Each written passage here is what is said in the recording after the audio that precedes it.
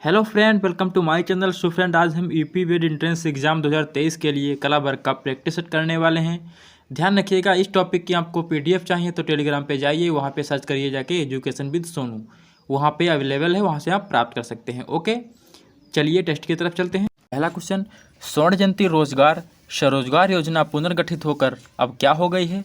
Option A प्रधानमंत्री रोजगार योजना, ऑप्शन बी राष्ट्रीय ग्रामीण जीविका mission, option C Jawahar Gram Samriddhi योजना, ऑप्शन डी संपूर्ण ग्रामीण रोजगार योजना। तो सभी लोग जवाब देने का प्रयास करेंगे। स्वर्ण जयंती ग्राम स्वरोजगार योजना पुनर्गठित होकर अब क्या हो गई है? तो इस क्वेश्चन का आंसर होगा ऑप्शन बी राष्ट्रीय ग्रामीण जीविका मिशन। ओके, यहाँ पे देखिए 1 अप्रैल 1999 से प्रारंभ की गई थी कौन सी योजना? स्वर्ण जयंती ग्राम स्वरोजगार योजना। अब इसको 2011 से राष्ट्रीय ग्रामीण आजीविका मिशन कर दिया गया है। ओके, अगला क्वेश्चन देखते हैं। नीरज चोपड़ा का नाम कौन से खेल से जुड़ा है? ऑप्शन ए कबड्डी से, ऑप्शन बी क्रिकेट से, ऑप्शन सी भाला फेंक, ऑप्शन डी कुश्ती से। तो इस क्वेश्चन का आंसर होगा ऑप्शन सी भाला फेंक। ओके, यहाँ पे ध्यान दीजिएगा, 2016 में पोलैंड में अंडर-20 विश्व चैंपियनशिप में स्वर्ण पदक विजेता रहे थे। कौन? Neeraj Chopra. Okay, very important point. स्वर्ण जयंती ग्राम स्वरोजगार योजना कब से प्रारंभ करी गई थी? तो 1 अप्रैल 1999 में। इसको 2011 में राष्ट्रीय ग्रामीण आजीविका मिशन कर दिया गया है। ओके, चलिए आगे चलते हैं। निम्नलिखित में से कौन सा ऊर्जा का वाणिज्यिक स्रोत नहीं है? ऑप्शन ए कोयला, option B petroleum, option C प्राकृतिक गैस या ऑप्शन डी ईंधन। सभी लोग जवाब देने का प्रयास करेंगे। निम्नलिखित में से कौन सा ऊर्जा का वाणिज्यिक स्रोत नहीं है? तो इस क्वेश्चन का आंसर हो जाएगा ऑप्शन डी ईंधन नहीं है। ओके, यहाँ पे हम बात करते हैं कि जो ऊर्जा के वाणिज्यिक स्रोत होते हैं वो कौन कौन से होते हैं। वो देखिए, कोयला होता है, पेट्रोलियम होता है और प्राकृतिक गैस होता है। यहाँ पर हम बात करते हैं ऊर्जा के गैर वाणिज्यिक स्रोत कौन कौन से होते हैं। वो देखिए, सूखा गोबर, कृषि अवशिष्ट। ओके, अगला क्वेश्चन देख लेते हैं। तमिलनाडु तथा कर्नाटक से गुजरने वाली नदी है। Option A Begai, option B Periyar, option C Krishna, option D Kaveri. तो सभी लोग जवाब देने का प्रयास करेंगे। तमिलनाडु तथा कर्नाटक से गुजरने वाली नदी है, तो इस क्वेश्चन का आंसर हो जाएगा ऑप्शन डी कावेरी नदी। ओके, यहाँ पे देखिए, इस नदी का उद्गम कर्नाटक के ब्रह्मगिरी पहाड़ी से होता है। ओके, इसकी लंबाई लगभग 800 किलोमीटर है। किस नदी की? कावेरी की। ओके, यहाँ पे हम देख लेते हैं कि ऊर्जा के जो वाणिज्यिक स्रोत होते हैं वो कौन कौन से होते हैं। कोयला हो गया, पेट्रोलियम हो गया, प्राकृतिक गैस हो गई, और ऊर्जा के गैर वाणिज्यिक स्रोत कौन से होते हैं? सूखा गोबर, कृषि अवशिष्ट। ओके, और तमिलनाडु तथा कर्नाटक से गुजरने वाली नदी कौन सी है? कावेरी नदी। इसकी लंबाई लगभग 800 किलोमीटर है। क्लियर? चलिए आगे चलते हैं। टाओवाद दर्शन और धार्मिक आस्था की एक प्राचीन परंपरा है जो निम्नलिखित में से किसके गहरे रूप से जुड़ी हुई है? ऑप्शन ए ताइवानी प्रथा और विश्व दृष्टि, ऑप्शन बी चीनी प्रथा और विश्व दृष्टि, ऑप्शन सी जापानी प्रथा और विश्व दृष्टि, ऑप्शन डी वियतनामी प्रथा और विश्व दृष्टि। तो सभी लोग जवाब देने का प्रयास करेंगे क्वेश्चन नंबर 55 का। तो इस क्वेश्चन का आंसर हो जाएगा ऑप्शन बी चीनी प्रथा और विश्व दृष्टि। क्लियर? अगला क्वेश्चन देखते हैं। मनुष्यों में निम्नलिखित में से कौन सा आपातकालीन हार्मोन्स है? Option A thyroxine, option B insulin, option C adrenaline, option D progesterone.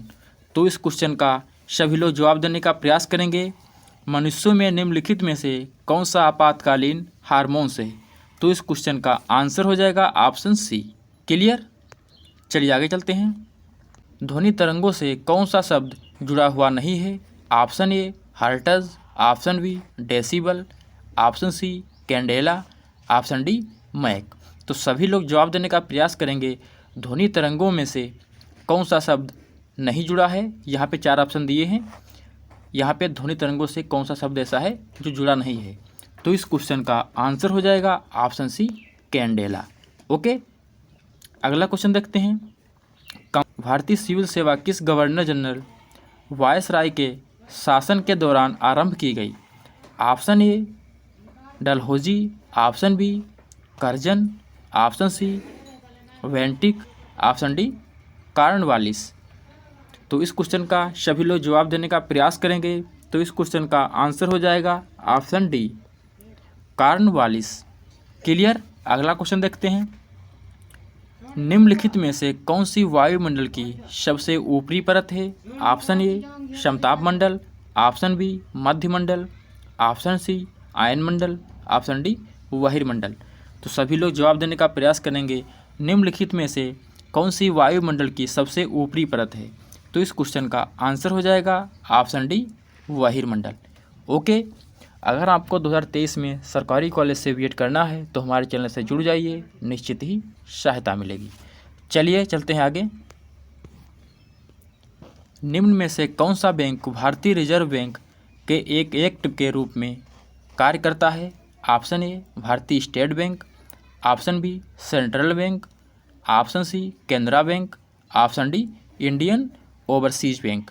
तो सभी लोग जवाब देने का प्रयास करेंगे। क्वेश्चन नंबर 61 का, निम्न में से कौन सा बैंक भारतीय रिजर्व बैंक के एक एजेंट के रूप में कार्य करता है? तो इस क्वेश्चन का आंसर हो जाएगा ऑप्शन ए, भारतीय स्टेट बैंक। क्लियर। चलिए आगे चलते हैं। विश्व व्यापार संगठन जो अब गेट के स्थान पर है का मुख्यालय कहाँ स्थित है? Option A Vienna, option B Brussels, option C New York, option D Geneva. तो सभी लोग जवाब देने का प्रयास करेंगे। Very important question. विश्व व्यापार संगठन जो अब गेट के स्थान पर है, इसका मुख्यालय कहाँ स्थित है? तो इस क्वेश्चन का आंसर हो जाएगा option D, Geneva.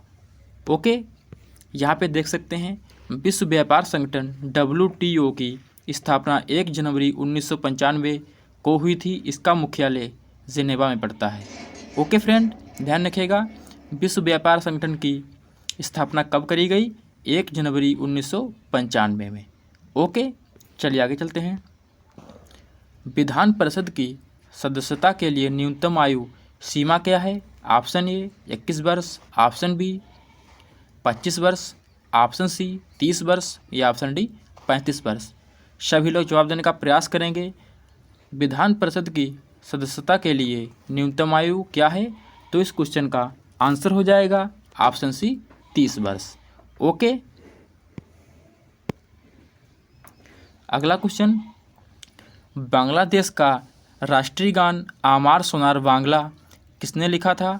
Option A Rabindranath Tagore ने, option B Sarojini Naidu, option C Kazi Nazrul Islam, option D Taslima Nasreen. तो सभी लोग जवाब देने का प्रयास करेंगे। बांग्लादेश का राष्ट्रीय गान आमार सोनार बांग्ला किसने लिखा था? तो इस क्वेश्चन का आंसर हो जाएगा option A, Rabindranath Tagore. Okay friend, ध्यान रखिएगा, विधान परिषद की सदस्यता के लिए न्यूनतम आयु कितनी है? 30 वर्ष। ओके, चलिए आगे चलते हैं। भारत में लाख का सबसे अधिक उत्पादन कहाँ होता है? ऑप्शन ए छत्तीसगढ़ में, ऑप्शन बी झारखंड में, ऑप्शन सी पश्चिम बंगाल में या ऑप्शन डी गुजरात में। तो सभी लोग जवाब देने का प्रयास करेंगे। भारत में लाख का सबसे अधिक उत्पादन कहाँ होता है? तो इस क्वेश्चन का आंसर हो जाएगा ऑप्शन बी, झारखंड में। ओके, भारत में लाख का सबसे अधिक उत्पादन कहाँ होता है? तो इसका आंसर हो जाएगा झारखंड। क्लियर। अगला क्वेश्चन देखते हैं। बचपन बचाओ आंदोलन के संस्थापक कौन हैं? Malala Yousafzai, option B Sane Guruji, option C Salman Khan, option D Kailash Satyarthi. तो सभी लोग जवाब देने का प्रयास करेंगे। बचपन बचाओ आंदोलन के संस्थापक कौन है? तो इस क्वेश्चन का आंसर हो जाएगा option D, Kailash Satyarthi. Okay, यहाँ पे ध्यान दीजिएगा, 1980 में बचपन बचाओ आंदोलन की स्थापना की गई थी। किसके द्वारा? कैलाश सत्यार्थी के द्वारा। ओके, 1980 में, ध्यान रखिएगा। चलिए आगे चलते हैं। यदि किसी इलेक्ट्रॉन और प्रोटॉन का समान तरंग दैर्घ्य हो तो उनका निम्नलिखित में से क्या समान होगा? ऑप्शन ए वेग, ऑप्शन बी रैखिक संवेग, ऑप्शन सी कोणीय संवेग, ऑप्शन डी ऊर्जा। तो सभी लोग जवाब देने का प्रयास करेंगे। यदि किसी इलेक्ट्रॉन और प्रोटॉन का समान तरंग दैर्घ्य हो तो उनका निम्नलिखित में से क्या समान होगा? तो इस क्वेश्चन का आंसर हो जाएगा ऑप्शन बी रैखिक संवेग समान होगा। क्लियर। अगला क्वेश्चन देखते हैं, भारत में लिग्नाइट का खनन कहाँ होता है? Option A Jharia, option B Korba, option C Neyveli, option D Bhadravati. तो सभी लोग जवाब देने का प्रयास करेंगे। भारत में लिग्नाइट का खनन कहाँ होता है? तो इस क्वेश्चन का आंसर हो जाएगा ऑप्शन सी नेवेली। भारत में लिग्नाइट का सबसे अधिक खनन कहाँ?